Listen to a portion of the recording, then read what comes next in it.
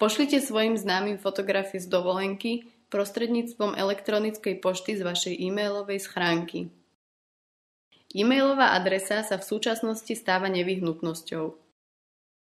Prostredníctvom elektronickej pošty môžete nájsť novú prácu, rýchlo, lacno a efektívne osloviť nových zákazníkov, komunikovať s úradmi alebo zahraničím.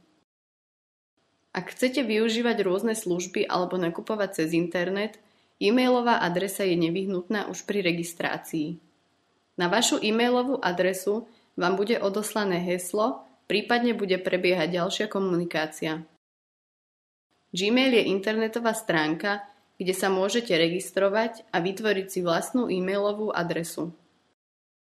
Prostredníctvom internetu budete mať prístup k svojim e-mailovým správam v službe Gmail z ktoréhokoľvek počítača na svete. Gmail je jednoduchý online poštový klient, prostredníctvom ktorého rýchlo napíšete list alebo krátku e-mailovú správu.